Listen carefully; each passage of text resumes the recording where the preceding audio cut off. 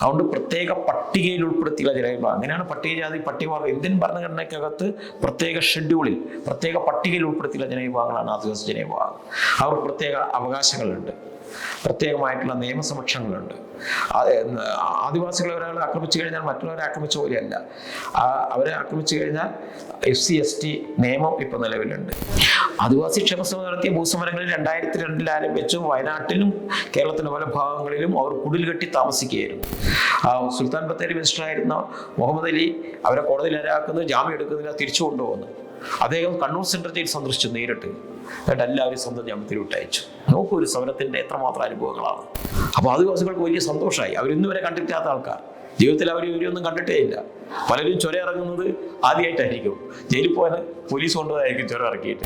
വിദർഭയിലും അനന്തപൂരിലും കർഷകർ ആത്മഹത്യ ചെയ്യായിരുന്നു. അപ്പോഴാണ് വയനാട്ടിൽ ആത്മഹത്യയല്ല പരിഹാരമാർഗം, വലിയ പ്രതിരോധം വേണം, സമരം വേണം. സമരങ്ങൾ പരാജയപ്പെടുക എന്ന അർത്ഥം നമ്മൾ കാണേണ്ടത് ഒരു സമരത്തിൽ ഒരിക്കുന്ന മുദ്രാവാക്യം അത് നാട് എങ്ങനെ സ്വീകരിച്ചു എന്നുള്ളതാണ് ഒന്നാമത്തെ വിഷയം. ആദിവാസികൾക്ക് ഭൂമി കൊടുക്കണം എന്നുള്ളത് നാടാകെ അംഗീകരിച്ചിട്ടുണ്ട്.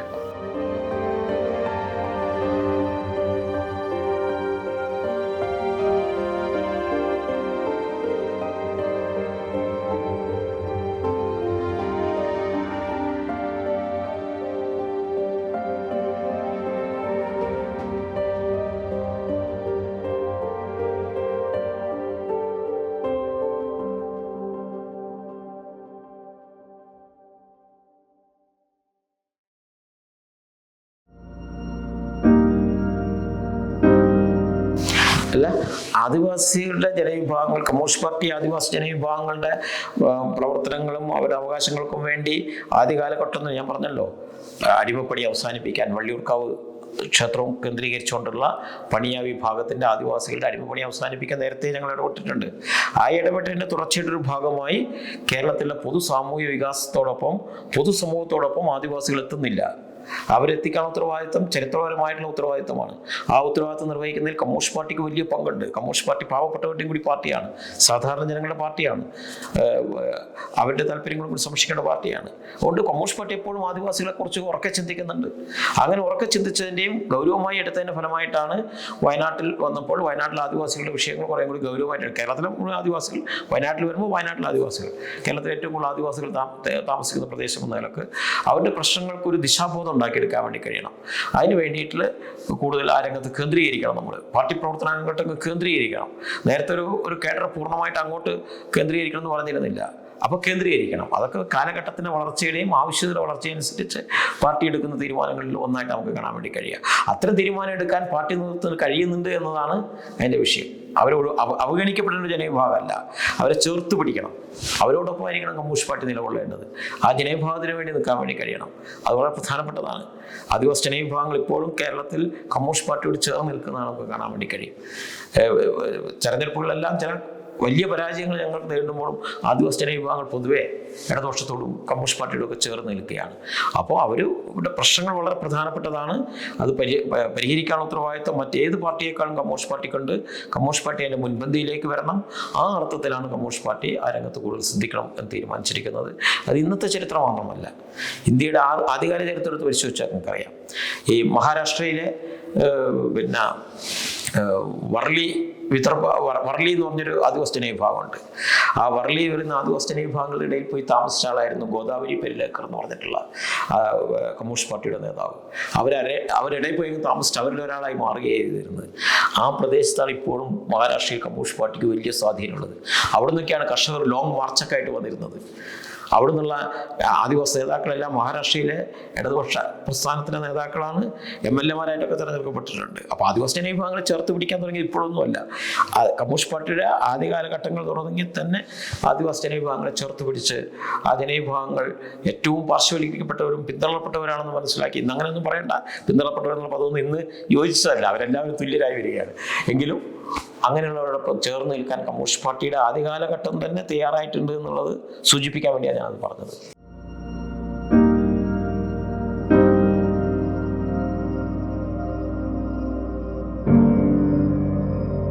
ആദിവാസി ക്ഷേമസമിതി എന്ന് പറയുന്നത് ആദിവാസികളുടേതായ പല പ്രത്യേക നിയമങ്ങളും അവകാശങ്ങളും അവർക്കുണ്ട്.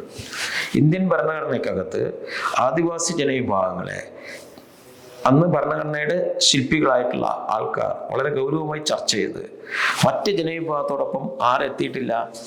ആദിവാസി ജനവിഭാഗങ്ങളും ദളിതരും എത്തിയിട്ടില്ല. അതുകൊണ്ട് അവർക്ക് പ്രത്യേക പരിഗണന വേണം, പ്രത്യേക സംരക്ഷണം വേണം. അതുകൊണ്ട് പ്രത്യേക പട്ടികയിൽ ഉൾപ്പെടുത്തിയുള്ള ജനവിഭാഗം, അങ്ങനെയാണ് പട്ടികജാതി പട്ടികവർഗം ഇന്ത്യൻ ഭരണഘടനയ്ക്കകത്ത് പ്രത്യേക ഷെഡ്യൂളിൽ പ്രത്യേക പട്ടികയിൽ ഉൾപ്പെടുത്തിയുള്ള ജനവിഭാഗങ്ങളാണ് ആദിവാസി ജനവിഭാഗം. അവർക്ക് പ്രത്യേക അവകാശങ്ങളുണ്ട്, പ്രത്യേകമായിട്ടുള്ള നിയമസംരക്ഷണങ്ങളുണ്ട്. ആദിവാസികളെ ഒരാൾ ആക്രമിച്ചു കഴിഞ്ഞാൽ മറ്റുള്ളവരെ ആക്രമിച്ച പോലെയല്ല. അവരെ ആക്രമിച്ചു കഴിഞ്ഞാൽ SC/ST നിയമം ഇപ്പോൾ നിലവിലുണ്ട്. അതിപ്പോൾ നിയമത്തിന് വരവുണ്ട്. ആദിവാസികൾക്ക് പഠിക്കാനുള്ള പ്രത്യേക സൗകര്യങ്ങളുണ്ട്. ആദിവാസികൾക്ക് വീട് നിർമ്മിച്ചു കൊടുക്കാനുള്ള ഉത്തരവാദിത്വം സർക്കാരിൻ്റെ ഉത്തരവാദിത്തമാണ്. മറ്റുള്ളവർക്ക് വീടില്ലാത്ത പോലെയല്ല ആദിവാസികൾക്ക്. അപ്പോൾ പ്രത്യേക അനുഭവങ്ങളിലുള്ള പ്രത്യേകമായിട്ടുള്ള അവകാശങ്ങളും പ്രത്യേകമായിട്ടുള്ള നിയമങ്ങളൊക്കെ ഉള്ള ജനവിഭാഗങ്ങളാണ് ആദിവാസികൾ. അവരുടേതായ ഒരു സ്വത്വബോധമുണ്ട്. ഞങ്ങൾ ആ ജനവിഭാഗങ്ങളെ, ആദിവാസികൾക്കിടെ തന്നെ ഒട്ടേറെ ജനവിഭാഗങ്ങളുണ്ട്. ആ ജനവിഭാഗങ്ങൾക്ക് ഉള്ള ഓരോരുത്തരെയും ഓരോ ജാതിയായിട്ട് കാണുകയല്ല ഞങ്ങൾ ചെയ്തിരിക്കുന്നത്. ആദിവാസികൾ ഒരു പൊതുസമൂഹമായിട്ട് നിലനിർത്തി, ഒരു പൊതുജനവിഭാഗമായിട്ട് നിലനിർത്തി. നേരത്തെ പറഞ്ഞിട്ടുണ്ട്, കുറിച്ചൊരു അടിയരും പണിയരൊക്കെ തമ്മിലുള്ള ഒരു വ്യത്യാസം, അവരെയൊക്കെ ഒരുമിച്ച് നിർത്തി. അപ്പോൾ ആ അടിസ്ഥാനത്തിൽ EMS ഒക്കെ മുന്നോട്ട് വെച്ചിട്ടുള്ള ജാതി സംഘടന എന്ന സങ്കല്പത്തിലല്ല ഞങ്ങളത് രൂപീകരിച്ചിരിക്കുന്നു. EMSന്റെ ഒക്കെ കാലഘട്ടത്തിൽ തന്നെ, EMS ജീവിച്ചിരിക്കുമ്പോൾ തന്നെ, പിന്നീട് ത്രിപുരയിലെല്ലാം ഞങ്ങൾക്ക് TYF എന്നൊക്കെ പറഞ്ഞ ട്രൈബൽ യൂത്ത് ഫെഡറേഷൻ ഉണ്ടായിരുന്നു. അപ്പോൾ ഓരോ ജനവിഭാഗത്തിൻ്റെയും പ്രത്യേക പ്രശ്നങ്ങൾ ഉയർത്തിപ്പിടിച്ചുകൊണ്ട് അവരുടേതായ ഒരു സംഘടന, ഒരു ജനവിഭാഗമാണ്, ജാതിയല്ല അവർ. ആദിവാസി എന്ന് പറയുന്ന ഒരു ജാതിയല്ല. ആദിവാസിയിൽ വിവിധ ജാതികളുണ്ട്, വ്യത്യസ്ത വിഭാഗങ്ങളുണ്ട്. അവരെല്ലാം കോർത്തിണക്കി അവർക്കുള്ള പ്രത്യേക നിയമങ്ങൾ അവർക്ക് ലഭ്യമാക്കാൻ വേണ്ടി കഴിയണം, അവർക്കുള്ള പ്രത്യേക അവകാശങ്ങൾ അവർക്ക് ലഭ്യമാക്കാൻ വേണ്ടി കഴിയണം, അവരുടെ പ്രത്യേക സംസ്കാരങ്ങളും മറ്റു കാര്യങ്ങളും എല്ലാം നമുക്ക് നിലനിർത്താൻ വേണ്ടി കഴിയണം. അവരുടെ തനിമപരമായിട്ടുള്ള ജീവിതവും നമുക്ക് വലിയ അനുഭവങ്ങളുണ്ട്, അതെല്ലാം ചേർത്ത് പിടിക്കാൻ വേണ്ടി കഴിയണം. ആ അർത്ഥത്തിലാണ്. അപ്പോൾ ഒരു ജാതി സംഘടനയുടെ പട്ടികയിൽ നമുക്ക് ആദിവാസി ക്ഷമതയോ പട്ടികജാതി ക്ഷമസമിതിയോ ഉൾപ്പെടുത്താൻ വേണ്ടി കഴിയില്ല. എത്ര പട്ടികജാതി ജനവിഭാഗങ്ങളുണ്ട് കേരളത്തിൽ തന്നെ, അവർക്കെല്ലാം കൂടി ഒരു സംഘടന. ആ ജനവിഭാഗങ്ങളോട് ഇടതുപക്ഷ പ്രസ്ഥാനത്തിനും കമ്മ്യൂണിസ്റ്റ് പാർട്ടിക്കും ആ ജനവിഭാഗങ്ങളുടെ പ്രശ്നങ്ങളോട് താല്പര്യമുണ്ട്, അവരെ ഉയർത്തിക്കൊണ്ടുവരണം. അതുകൊണ്ട് കമ്മ്യൂണിസ്റ്റ് പാർട്ടി അവർക്ക് പിന്തുണ കൊടുക്കുന്നുണ്ട് ആ ജനവിഭാഗത്തിന്. അതിലപ്പുറത്തേക്കുള്ള കാര്യമല്ല. അവർ EMS പറഞ്ഞതിന് വ്യതിചലിച്ചു എന്നൊന്നും കാണേണ്ട കാര്യമില്ല. EMS ഉൾപ്പെടെയുള്ള ആൾക്കാരുടെ നേതൃത്വമുള്ള പാർട്ടി ചർച്ച ചെയ്തിട്ടാണ് ഇത്തരം കാര്യങ്ങളെല്ലാം രൂപാന്തരപ്പെട്ട് വന്നിരിക്കുന്നത്. അതൊരു വീക്ഷണമാണ്, ഇങ്ങനെയും കൂടി ചെയ്യേണ്ടതുണ്ട്. ഒരിക്കലും അവരെ ആദിവാസി എന്ന നിലക്ക് മാറ്റി നിർത്താനല്ല, അവരെ അയിത്തക്കാരെന്ന നിലക്ക് ഒരു വശത്തേക്ക് തള്ളി മാറ്റാനല്ല. ആദിവാസി ക്ഷേമസമിതിയുടെ രൂപീകരണം പൊതുസമൂഹത്തോടൊപ്പം ഉയർത്തിക്കൊണ്ടാണ് ശ്രമിച്ചിരിക്കുന്നത്, പൊതുസമൂഹത്തിന്റെ ഭാഗമായിട്ട് അവരെ മാറ്റാൻ ശ്രമിച്ചിരിക്കുന്നത്. അപ്പോൾ ആദിവാസി ക്ഷേമസമിതിയുടെ രൂപീകരണം കേരള രാഷ്ട്രീയ ചരിത്രത്തിലെ പുരോഗമനപരമായ ഏടുകളിൽ ഒന്നായിട്ട് കാണാൻ വേണ്ടി കഴിയണം. പിന്നോക്കം നയിക്കുന്ന ഇടമല്ല. ജാതി സംഘടനകൾ പിന്നോക്കം നയിക്കുന്നതാണ്, ഇത് പുരോഗമനപരമാണ്, ജനാധിപത്യപരമാണ്, അത്തരം കാര്യങ്ങളാണ്. അപ്പോൾ അതാണ് നമ്മൾ കാണേണ്ടത്. ആ അർത്ഥത്തിലാണ് അതിനെ നമ്മൾ വിലയിരുത്തേണ്ടത്.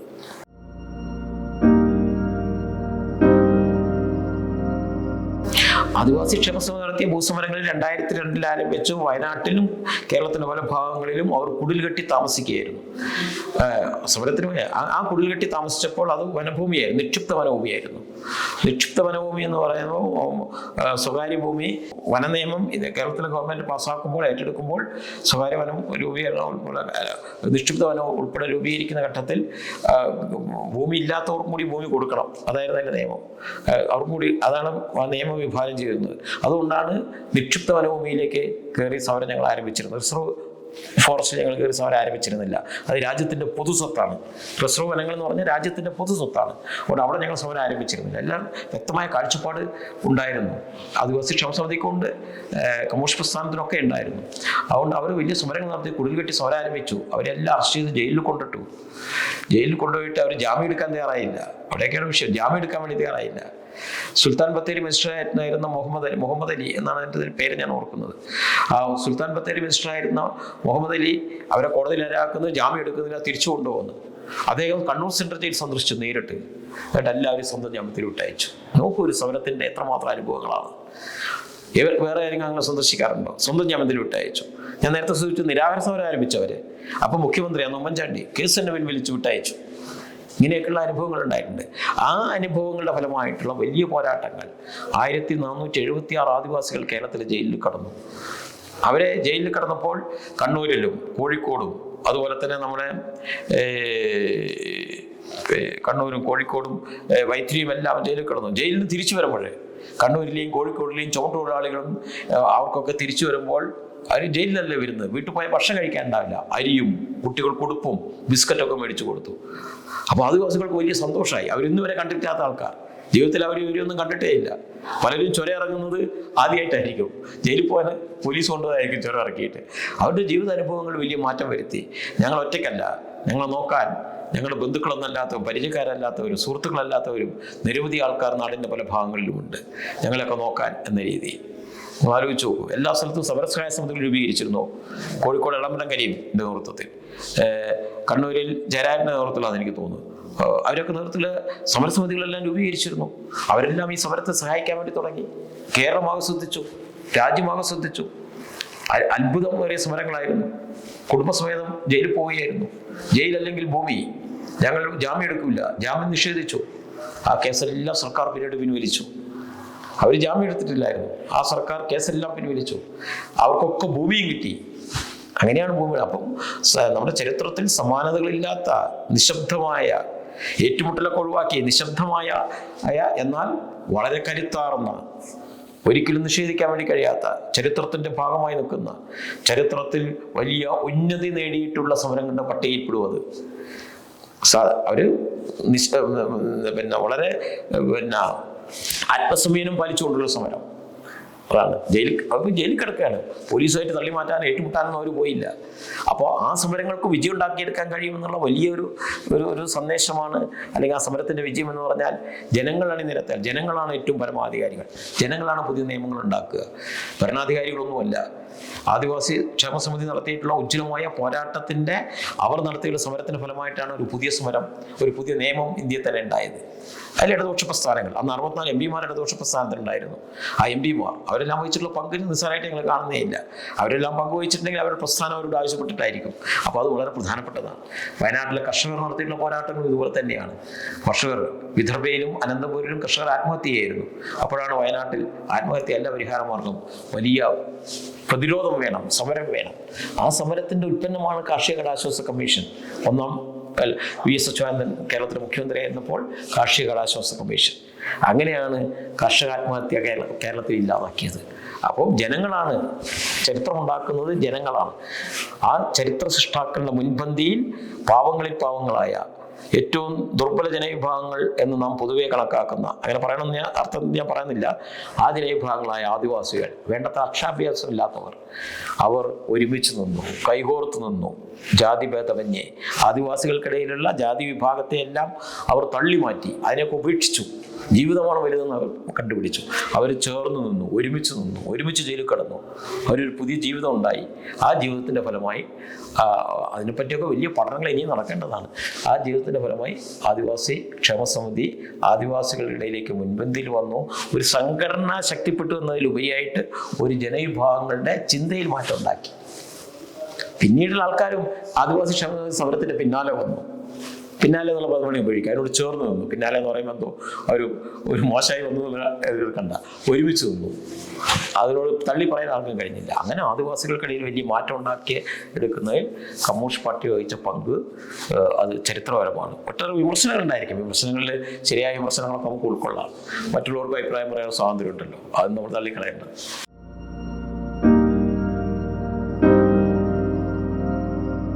എല്ലാ കേന്ദ്രങ്ങളിലും ഭൂമി കൊടുത്തവർക്ക്, ഞാൻ പറഞ്ഞല്ലോ 5000-ഓളം കുടുംബങ്ങൾക്ക് ആദിവാസികൾ ഭൂമി കിട്ടി. പിന്നീട് ഞങ്ങൾ 2012 വീണ്ടും കുടികെട്ടി സമരം ആരംഭിച്ചിട്ടുണ്ട്. അത് നിയമപ്രകാരം അവർക്ക് ഭൂമി കൊടുക്കാൻ കഴിയില്ല. 2005 ഡിസംബർ 13 വരെ ഭൂമി താമസങ്ങൾക്ക് കൊടുക്കാൻ കഴിയുള്ളൂ. ഒന്നുകിൽ കേന്ദ്ര നിയമത്തിൽ മാറ്റം വരുത്തണം, അല്ലെങ്കിൽ കേരളം സുപ്രീം കോടതിയുടെ ഒരു വിധിയുണ്ട്. ആ വിധി പ്രകാരം ആദിവാസികൾക്ക് വനഭൂമി വിട്ടുകൊടുക്കാൻ വേണ്ടി നിർദ്ദേശിച്ചിട്ടുണ്ട്. ആ പട്ടികയിൽ ഉൾപ്പെടുത്തി ഇവർക്ക് ഭൂമി കൊടുക്കാൻ കഴിയുമെന്ന് ആലോചിക്കണം. അതാണ് ഗവൺമെൻറ് ഇപ്പോൾ സജീവമായി പരിഗണിക്കുന്നത്. ആ ആവശ്യം ഉന്നയിച്ചുകൊണ്ട് ശക്തമായ സമ്മർദ്ദം ചെലുത്താൻ ആവശ്യമായ പ്രക്ഷോഭങ്ങൾ എങ്ങനെ ഉയർത്താൻ കഴിയും എന്ന് ഞങ്ങൾ ആലോചിക്കുകയാണ്. തീർച്ചയായിട്ടും അവർക്ക് ഭൂമി കിട്ടിയേ ഞങ്ങളതിൽ നിന്ന് പിൻവാങ്ങും. ആ സമരം തുടരുകയാണ്. 2012 ആരംഭിച്ച സമരം 2024, കഴിഞ്ഞ 12 വർഷമായി കുടിൽ കെട്ടി അവർ താമസിക്കുകയാണ് അവിടെ. ആ സമരത്തിന് ഒരു പര്യവസാനം ഉണ്ടാകണമെന്ന് നമ്മൾ ഉറക്കെ ചിന്തിക്കുന്നുണ്ട്. അപ്പോൾ ചില പുതിയ പ്രക്ഷോഭ മാർഗങ്ങൾ ഞങ്ങൾ ആലോചിക്കാൻ വേണ്ടി പോവുകയാണ്. തീർച്ചയായിട്ടും അവർക്കും കൂടി ഭൂമി കിട്ടണം. 10,000 കുടുംബങ്ങൾക്ക് കിട്ടിയെന്നുള്ളത് കൊണ്ട് മാത്രം നമുക്ക് സംതൃപ്തി അടയാനായിട്ടില്ല. ബാക്കിയുള്ളവർക്കും കൂടി കിട്ടണം. കിട്ടിയേ മതിയാവും, അതിൽ വിട്ടുവീഴ്ചയില്ല.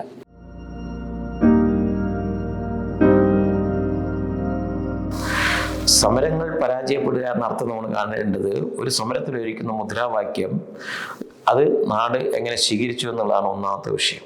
ആദിവാസികൾക്ക് ഭൂമി കൊടുക്കണം എന്നുള്ളത് നാടാകെ അംഗീകരിച്ചിട്ടുണ്ട്. രാഷ്ട്രീയ ഭേദമന്യേ ഏതെങ്കിലും രാഷ്ട്രീയ പാർട്ടിക്ക് നിന്ന് തള്ളിക്കളയാൻ പറ്റുമോ? കേരളത്തിൽ പ്രവർത്തിക്കുന്ന ഏതെങ്കിലും രാഷ്ട്രീയ പാർട്ടിക്ക് ആദിവാസിക്ക് ഭൂമി കൊടുക്കണമെന്ന് തള്ളിക്കളയാൻ പറ്റും? ആ സമരത്തെ വളരെ മോശമായി ചെയ്തിട്ടുണ്ട്. ആന്റണി കേരളത്തിലെ മുഖ്യമന്ത്രി ആയിരിക്കുമ്പോഴാണ് കേരളത്തിലെ ചരിത്രത്തിൽ ആദ്യമായി ഒരു ആദിവാസിയെ പോലീസ് വെടിവെച്ച് കൊല്ലുന്നത്. ജോഗി എന്ന് പറയുന്ന ആദിവാസിയെ വെടിവെച്ച് കൊല്ലുന്നത് ആദ്യമായിട്ടാണ്. പക്ഷെ ആദിവാസി ഭൂമി പ്രശ്നം ഞങ്ങളൊപ്പം തന്നെ ഗോത്രമഹാസഭയും ചില സമരം ഉയർത്തിയിട്ടുണ്ട്. അവർ സമരം എന്തോ മോശമെന്നും ഞങ്ങൾ പറയുന്നൊന്നുമില്ല. അവരുടെ സമരത്തിന് ചില പരിമിതികളുണ്ടായിരുന്നു, പക്ഷെ അതിൻ്റെ വിശദാംശങ്ങൾ കിടക്കുന്നില്ല. ആദിവാസി ക്ഷേമസമിതി നടത്തിയിട്ടുള്ള അതോടൊപ്പം മറ്റു സംഘങ്ങൾ നടത്തിയിട്ടുള്ള സമരങ്ങൾ ആദിവാസികൾക്ക് ഭൂമി കിട്ടേണ്ടതാണ് എന്ന്, അതാണ് അതിൻ്റെ ഏറ്റവും വലിയ വിജയം. ഒന്ന്, നാട് അംഗീകരിക്കുക, അത് നിയമപരമായിട്ട് അംഗീകരിക്കുക. രണ്ടാമത് നിയമപരമായിട്ട് അംഗീകരിച്ചു. മൂന്നാമത് പ്രയോഗത്തിൽ വരുത്തുക. 5,000-ഓളം കുടുംബങ്ങൾക്ക് കൊടുത്തിട്ടുണ്ട്, ഇനിയും കൊടുക്കാനുണ്ട്. ഇപ്പം സമരം തുടരുന്നുണ്ട്. ആ സമരം പരാജയപ്പെട്ടു നമുക്ക് പറയാൻ കഴിയില്ല. സമരം വിജയത്തിലേക്ക് പരിസമാപ്തി കുറിക്കേണ്ടതുണ്ട്, വിജയപരമായിട്ട് അത് അവസാനിപ്പിക്കേണ്ടതുണ്ട്. അതിൻ്റെ പക്ഷങ്ങളാണ്. സമരം ഉജ്ജ്വല വിജയമായിരുന്നു. സമരം ഉജ്ജ്വല വിജയം എന്ന് പറഞ്ഞാൽ കേവലം ആദിവാസികളുടെ മാത്രം സമരമായിട്ട് ഞങ്ങൾ അതിനെ കാണുന്നില്ല. വയനാട്ടിലെ ജനങ്ങളുടെ പൂർണ്ണ പിന്തുണ ഉണ്ടായിട്ടുണ്ട്. മുത്തങ്ങയിൽ വെടിവെപ്പുണ്ടായിരുന്ന സന്ദർഭത്തിൽ അന്ന് ഇവിടെ തടിച്ചുകൂടിയിട്ടുള്ള പോലീസ് സന്നാഹം, ഞങ്ങളന്ന് 19 കേന്ദ്രങ്ങളിൽ കുടിൽകെട്ടി താമസിക്കുന്നുണ്ട്. ആ പോലീസ് സന്നാഹം മുത്തങ്ങയിൽ വെടിവെച്ച് ഒരു ആദിവാസിയെ വെടിവെച്ച് ഒന്നപ്പോൾ പോലീസിനൊരു അഹങ്കാരവും ഒക്കെ ഉണ്ടായിട്ടുണ്ട് കുറച്ച് അന്നത്തെ പോലീസിന്. അവർക്ക് മറ്റു സമരങ്ങളെ ഒന്നുപോലെ നേരിടണമെന്ന് വന്നിട്ടുണ്ട്. അന്ന് ഏക്കണാരേട്ടൻ ഞങ്ങൾ ഉണ്ടായിരുന്നു. ഏക്കണാരേട്ടൻ മരിച്ചുപോയി. അദ്ദേഹമൊക്കെ സ്ഥലം സന്ദർശിക്കാൻ വേണ്ടി വന്നു. അങ്ങനെ ഞങ്ങളുടെ സമരകേന്ദ്രത്തിലേക്ക് നീങ്ങാൻ വേണ്ടി വന്നപ്പോൾ ഞങ്ങൾ അവരോട് പറഞ്ഞു, പോലീസ് മേധാവികളോട്, അവിടെ ആദിവാസികളെ ഒഴിപ്പിക്കാൻ നിങ്ങൾ വന്നാൽ വയനാട്ടിലെ കർഷകരും കർഷക തൊഴിലാളികളും യുവജനങ്ങളും ഒക്കെ ഉണ്ടാകും. അവരെ വെടിവെച്ച് കൊന്നിട്ടല്ലാതെ നിങ്ങൾ ആദിവാസികളെ ഒഴിപ്പിക്കാൻ കഴിയില്ല. ആ പ്രഖ്യാപനം അത് ധീരമായ പ്രഖ്യാപനമായിരുന്നു. ആ പ്രഖ്യാപനം വഴി മുത്തങ്ങ സമരത്തെ തുടർന്ന് ഇങ്ങോട്ട് മാർച്ച് ചെയ്യാൻ നിശ്ചയിച്ച പോലീസ് ആ സമരം ഉപേക്ഷിച്ചു. പിന്നീട് സമാനമില്ലാത്ത അനുഭവം ഞങ്ങൾക്കുണ്ടായിട്ടുണ്ട്. കേരള ഹൈക്കോടതി ഒരിക്കലും പുറപ്പെടുവിക്കാൻ പാടില്ലാത്തൊരു കരിനിയമം പുറപ്പെടുവിച്ചിരുന്നു. വെടിവെച്ച് കൊന്നിട്ടായാലും ആദിവാസികളെ ഒഴിച്ചു മാറ്റണമെന്ന്. അങ്ങനെ ഒഴിപ്പിക്കാൻ വന്നു. വെള്ളാരംഗം എന്ന് പറഞ്ഞ സമര കേന്ദ്രത്തിൽ ആദിവാസികളെ ഒഴിപ്പിക്കാൻ വേണ്ടി വന്നു. ആദിവാസികളെ ഒഴിപ്പിക്കാൻ വേണ്ടി വന്നപ്പോൾ രാത്രി നാളെയാണ് ഒഴിപ്പിക്കാൻ വരുന്നു എന്നുള്ള വിവരം ഞങ്ങൾക്ക് കിട്ടിയപ്പോൾ രാത്രി 12 മണിക്ക് സമരഭൂമിയിൽ റിപ്പോർട്ട് ചെയ്യണമെന്ന് മുഴുവൻ പാർട്ടി കേഡർമാരോട് ഞങ്ങൾ ആവശ്യപ്പെട്ടു. പിറ്റേന്ന് നേരം നല്ല മഴയായിരുന്നു, ഒരു മഴയത്തായിരുന്നു. പിറ്റേന്ന് നേരം വെളുക്കുമ്പോഴേക്ക് കർഷകരും കർഷക തൊഴിലാളികളും യുവജനങ്ങളും മകളുകളും അടങ്ങുന്ന കമ്മ്യൂണിസ്റ്റ് പാർട്ടി പ്രവർത്തകർ ആദിവാസികൾക്ക് കവചമുണ്ടാക്കി വളഞ്ഞു നിന്നു. പോലീസ് വലിയ സന്നാഹമായിട്ട് വന്നപ്പോൾ ആ സമരത്തെ നേരിട്ട് അവരോട് ഞങ്ങൾ പറഞ്ഞു, ഞങ്ങളെ വെടിവെച്ച് കൊന്നിട്ടല്ലാതെ ഒരു ആദിവാസിയും തൊടാൻ സംഘം സമ്മതിക്കില്ല. ആദ്യം ഞങ്ങൾ കൊന്നു. എന്നാൽ അങ്ങനെ ആദിവാസികൾക്ക് സംരക്ഷണം കൊടുത്തൊരു പാർട്ടി വേറെ എവിടെയുണ്ട്? അതൊന്നും പുറം ലോകം വേണ്ടത്ര അറിഞ്ഞിട്ടെന്ന് എനിക്ക് തോന്നുന്നില്ല. അതൊക്കെ അന്നൊന്നും വാർത്തയായി വന്നിട്ടുണ്ടാവാം. പോലീസ് പിന്തിരിഞ്ഞു പോയി. മറ്റൊരു അനുഭവം ഞങ്ങൾക്ക് ഉണ്ടായിട്ടുണ്ട്. മറ്റൊരു അനുഭവം എന്താ വെച്ചാൽ, അന്ന് ആദിവാസികളെ നിയമങ്ങളും കാര്യങ്ങളും വന്നപ്പോൾ അന്നത്തെ പ്രതിപക്ഷ നേതാവായിരുന്നു ഉമ്മൻചാണ്ടി ഉൾപ്പെടെയുള്ള ആൾക്കാർ ഞങ്ങളെന്തോ തെറ്റ് ചെയ്യുന്നു എന്ന അർത്ഥത്തിൽ അത് ലോകത്തോട് വിളിച്ചു പറയാൻ വേണ്ടി ഉമ്മൻചാണ്ടിയും ബാലകൃഷ്ണപിള്ള അതുപോലെയുള്ള കുഞ്ഞാലിക്കുട്ടി അതുപോലെയുള്ള പ്രതിപക്ഷ നേതാക്കളെല്ലാം ആദിവാസി സമരം കാണാൻ വന്നു. അവർ വിചാരിച്ചിരുന്നു ഞങ്ങൾ അവരെ തടയുന്നതാണ്. ഞങ്ങൾ ആലോചിച്ചു, എന്തിനാ തടയുന്നത്? ഭൂമി ഇല്ലാത്തവർ നടത്തുന്ന സമരമല്ലേ, കാണട്ടെ വിചാരിച്ചു. ഞങ്ങൾ പ്രത്യേക മൈക്കൊക്കെ വെച്ച് ഭൂസമര കേന്ദ്രത്തിലേക്ക് വരുമ്പോൾ അവരെ സ്വീകരിക്കാൻ വേണ്ടി അന്നത്തെ ഞങ്ങളുടെ MLA ആയിരുന്ന ആദിവാസി നേതാവ് കൂടിയായിരുന്ന KC കുഞ്ഞിരാമൻ അദ്ദേഹത്തെ ചുമതലപ്പെടുത്തി. അന്നത്തെ ഞങ്ങളുടെ ചെയർപേഴ്സൺ ഉണ്ടായിരുന്നു ഈ കൽപ്പറ്റയിലെ, ആ ചെയർപേഴ്സണെ ചുമതലപ്പെടുത്തി. അവരെല്ലാം കൂടി ചെന്ന് സ്വീകരിച്ചു കൊണ്ടുവന്നു. കാപ്പി ഉൾപ്പെടെയുള്ള കാര്യങ്ങൾ ആദിവാസികൾ വെച്ചു കൊടുത്തു. അവർ കഴിക്കാൻ തയ്യാറായില്ലെങ്കിൽ വേണ്ടാന്നൊക്കെ പറഞ്ഞ് സ്നേഹപൂർവ്വം നിരസിച്ചു. നമുക്ക് വേണം, ഏതായാലും അവർ കഴിക്കാൻ തയ്യാറായില്ല, സ്നേഹപൂർവ്വം നിരസിച്ചു എന്ന് നമുക്ക് തന്നെ പറയാം. അവർക്ക് അത്ഭുതപ്പെടുത്തിക്കൊണ്ടായിരുന്നു. അവിടെ വലിയ സംഘർഷം ഉണ്ടാകുന്ന വിചാരിച്ചു. എന്തിനാ സംഘർഷം? എന്തിനാ ഏറ്റുമുട്ടൽ? അവർ കണ്ടോട്ടെ ഈ പാവങ്ങൾ കിടക്കുന്നത്, അവർക്ക് ഭൂമി ഇല്ലാത്തതുകൊണ്ടല്ലേ അവിടെ കിടക്കുന്നത് എന്നവർ തിരിച്ചറിഞ്ഞോട്ടെ എന്ന് വിചാരിച്ച് ഞങ്ങൾ അങ്ങനെ വലിയ മാറ്റങ്ങൾ ഉണ്ടാക്കിയല്ലോ സമരങ്ങൾക്ക്. അപ്പം നാട് അംഗീകരിച്ചു, ലോകം അംഗീകരിച്ചു. വയനാട്ടിലെ ആദിവാസികളുടെ സമരം തികച്ചും ന്യായമാണ്. അവരുടെ ഭാഗത്താണ് നീതി. നീതി നിഷേധത്തിനെതിരായിട്ടുള്ള പോരാട്ടമാണ്. സാമൂഹ്യ നീതിക്ക് വേണ്ടിയുള്ള പോരാട്ടമാണ് അവർ നടത്തുന്നത്. ആ സാമൂഹ്യ നീതിക്ക് വേണ്ടിയുള്ള പോരാട്ടത്തിന് സാർവത്രിക പിന്തുണ ആർജിക്കാൻ കഴിഞ്ഞു എന്നുള്ളതാണ് ആദിവാസി സമരത്തിൻ്റെ ഏറ്റവും വലിയ വിജയം.